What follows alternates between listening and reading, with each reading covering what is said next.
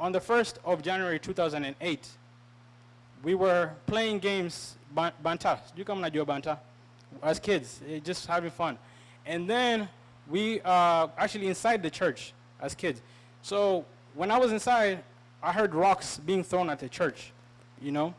So we didn't know it was rocks. It was just like ta, ta, ta, ta. And then when we went to look, there was a bunch of people charging towards the church with like face paintings, machetes.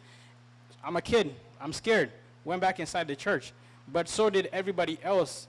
You know, the women, mostly women, came inside the church. Everybody else, all the young people, we went inside the church. And as soon as we got inside the church, you know, everybody was screaming and everything.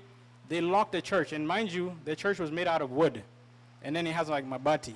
It's KAG, Kenyan Assembly of God. So when we were inside the church, they locked the church to where you couldn't get out, right? And then they took the bikes that people came with and they locked the main doors so you couldn't push it out. Then people had brought mattresses because some people slept at the church.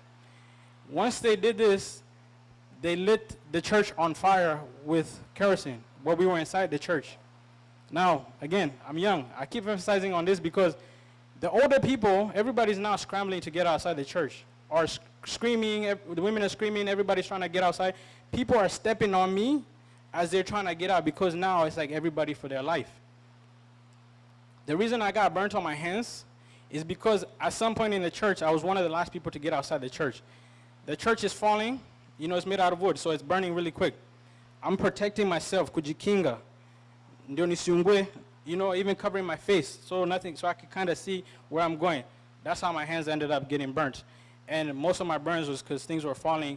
And at one point, I was down on the floor, you know, but by the grace of God, I was able to survive. I was able to get outside the church. As soon as I got outside the church, you could see people on the ground, dead bodies, people who had been chopped up by machetes. Some people had been covered by a blanket. And then I got outside the church, and now I'm trying to go back to my grandma's because I don't know where else to go. And mind you, everybody else has already kind of left. Like I'm fast forwarding. So as I'm walking out, and then I'm trying to go back to my grandma's house, there's a few people that I met with. And they told me, Naenda wapi? And I was like, I'm going to my grandma's house. And they told me, kama nataka kuishi, nifuate kila mtu, kama nataka kufa niende hivyo venye naenda. So, and then they pointed to like where everybody was at, and I could see people walking that had left the church. This time I do not know that I'm burnt. I have no idea, don't have pain because of the adrenaline. So, the survivor of the Kiambaa church, some MPs from Rift Valley have been shouting at me that I should not talk about that matter. We must talk about it because history informs the present and the present informs the future. The scars of Kiambaa church are evident with Anthony here, and he has done well to document that history. We forgive, but we have not forgotten. And we are saying never again shall we ever allow what happened in Kiambaa and in the Rift Valley ever to happen again.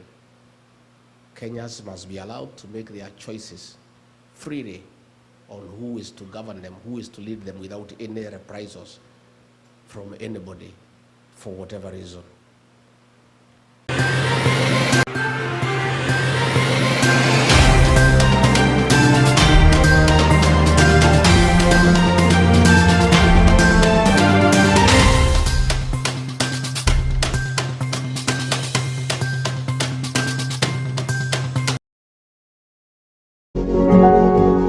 You are watching Pacific Waves Television, USA, a place of nourishment.